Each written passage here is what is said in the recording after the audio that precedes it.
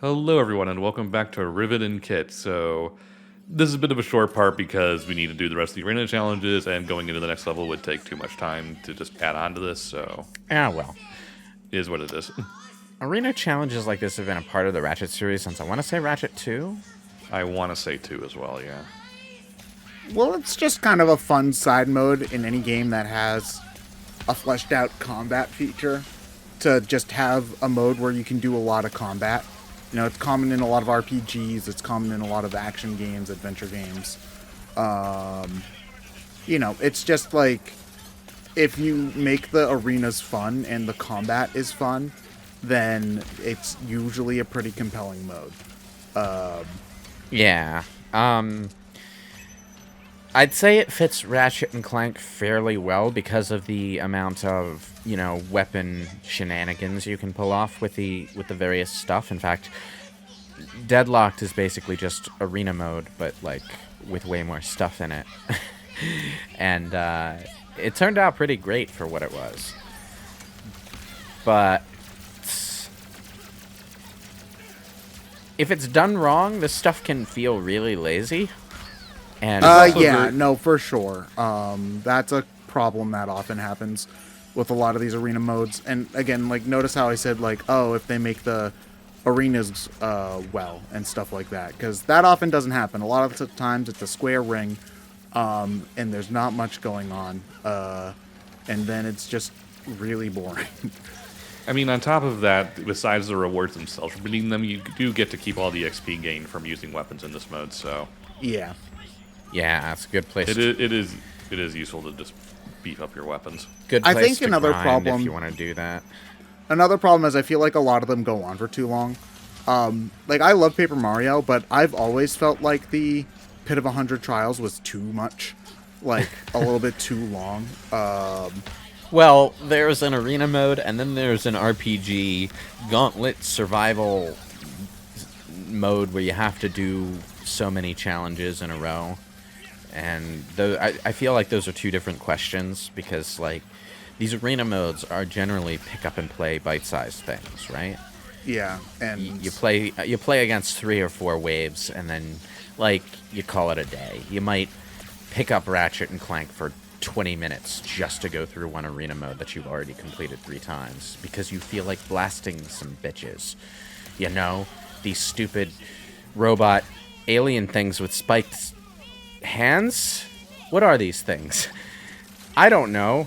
What's the proper expletive to refer to insect leg robots with spiked maul hands? What? I don't know. What would you call these things if you were being rude to them? Assuming assholes. Assuming you were stupid. Well, that doesn't alliterate at all. That's the point. Oh, man. But, I feel like it's important not to make them into a marathon endeavor and make them go on for so long that you get tired of the game's combat. Because these modes are inherently repetitive. They're just the combat in games where there's more than just combat. And if you're trying to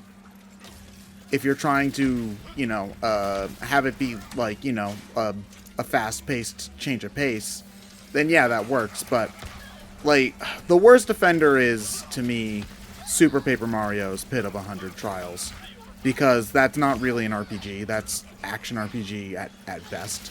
And boy. It goes on for forever. So there's a Pit of 100 Trials. Then there's we've had first Pit of 100 Trials, yes, but what about second Pit of 100 Trials?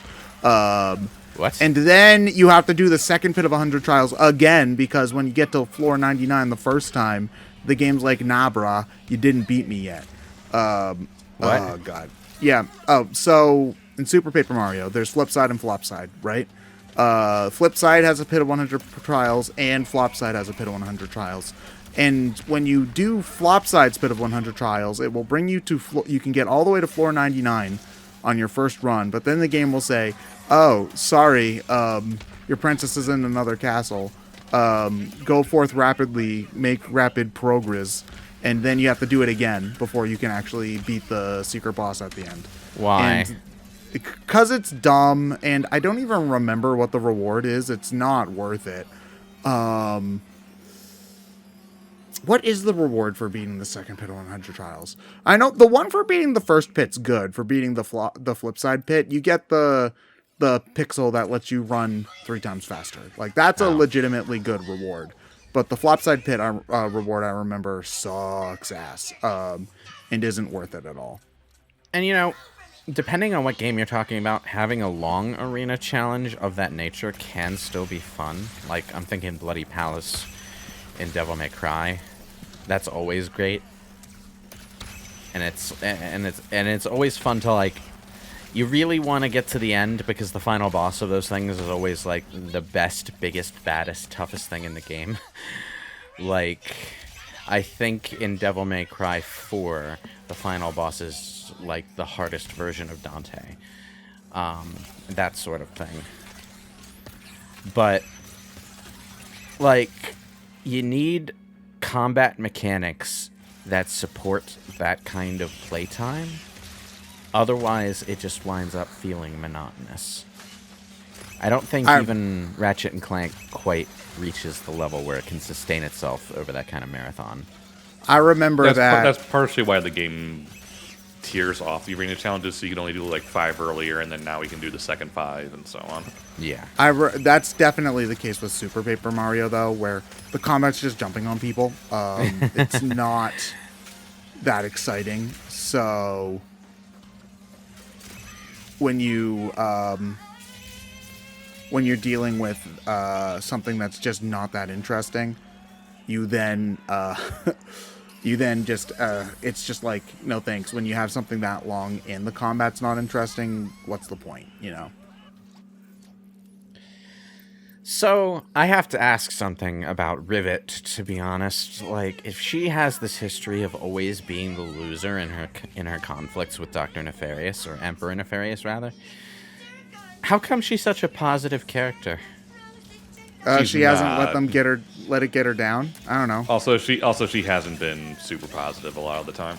Well, Yeah, I mean, Like she's been very distrustful of robots. She's kind of been more of a worrywart compared to Ratchet is.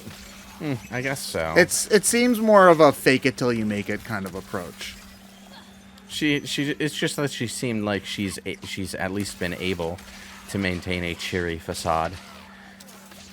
At least she's friendly enough on a surface level.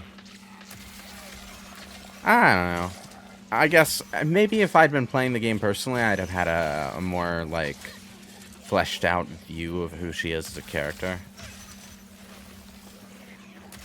I don't know. It just feels like this is the kind of story where the trope is the character or alternate version of your character is the really grim, unhappy version of the character they're based on, rather than Rivet, who is kind of, you know, she's keeping it together at least.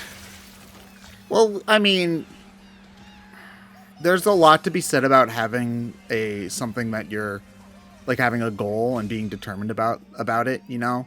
Like, honestly, like, think about it this way, in that her role and the Nefarious of her dimension's role are swapped from the Nefarious of Ratchet's dimension and Ratchet, where Ratchet always wins and Nefarious always loses. In Nefarious's dimension, like, he gets frustrated, but from what I can tell, like, he still keeps on trying to, like, do stuff, you know? Like, he doesn't ever give up. Oh, Nefarious in the current dimension was already an established supervillain type character before Ratchet first opposed him, though, so it's kind of like, eh. It's more like he's used to not necessarily winning, but at least not being beaten by this one adversary. The plot of Ratchet 3 surrounds the return of Dr. Nefarious and your quest to get Captain Quark to help you beat him, because Captain Quark's original claim to fame was... I like how when you pixelize this enemy, it turns into, like, a fucking giant Space Invader robot. Okay. What was I saying? Oh yeah. In Ratchet 3, your quest is to get Captain Quark to help you beat Dr. Nefarious, because Dr. Nefarious is back, and Quark's original claim to fame was that he was the one who beat Dr. Nefarious in the first place. Let me guess, he didn't actually beat Dr. Nefarious. I never actually finished Ratchet 3, so I can't really comment on the plot twists or lack thereof. Like I said, I kind of burned out on that one because I had just finished 1 and 2 back to back right before it. From what I can tell, 3 is also very similar to 2. So, gameplay-wise and structure. It's kind of like a more linear version of 2, really. It did introduce like twin stick control for the shooting, but that was buried in the options menu, so. Oh, that's always really annoying when like they introduce something cool and then it's just like hidden in the options, so you don't even really know it's there. It was that era of game design where they weren't actually sure if controlling a shooter with both analog sticks would catch on. So they introduced it to the game but didn't make it the default controls. So you had to kind of know it was there to try and play the game that way. And it worked better. Basically, it controls the way Ratchet and Clank does now. Do the PS3 ports have dual stick controls in all of the games, or no? No, they don't change the controls at all in 1 and 2. Ratchet 1 doesn't even have strafing outside of that stupid jetpack thing you can do. I mean, I feel like if you added strafing, that would change the gameplay. It would. A lot. It would make the way the guns work with positioning a lot different. And in Ratchet 1, the entire game is designed around the way guns work with positioning. You can't really just graft modern Ratchet controls onto Ratchet 1 and expect everything to hold together. It would unbalance the game horribly in your favor, and everything would be too easy. So you'd have to redesign the whole thing. Was that one of the problems with Ratchet Remake? Was that it was too easy? Or a little bit in some places, I suppose, but it also just has a completely different weapon set, so it's hard to compare. It kind of just feels like modern Ratchet with better level design, except when it isn't. In which case, it's just modern Ratchet with worse level design.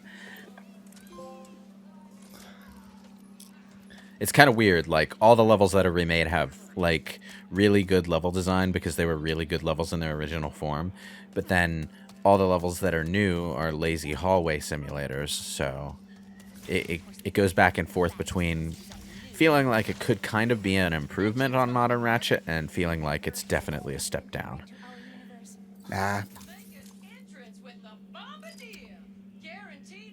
Okay, so Bombardier? There's another bomb glove? Yeah, you send out like a little sentry drone that just drops bombs on people. Oh. It's not super good. That's kind of bad at aiming at things. Part of the problem with a lot of the weapons they introduce in Ratchet games after the switch to a more strafe-heavy shooter-centric focus is that the tactical advantages to certain weapons just, like, barely exist, since you can strafe around and do well enough with a regular blaster or a shotgun. But, you know, it is what it is. And we got the Buzz Blades. I don't recommend this weapon. It's way too low power to be useful. The Buzz Blades, I feel like that's a weapon that existed in Ratchet 2 or something. It's been in a few other games, yeah. Yeah, it's decent for like the super small fry, but otherwise, no, not really. I feel like that was a weapon that was actually pretty good in Ratchet 2, but I have a horrible time remembering what weapons were good and what were bad in Ratchet 2 because the bouncer just eclipses all of them.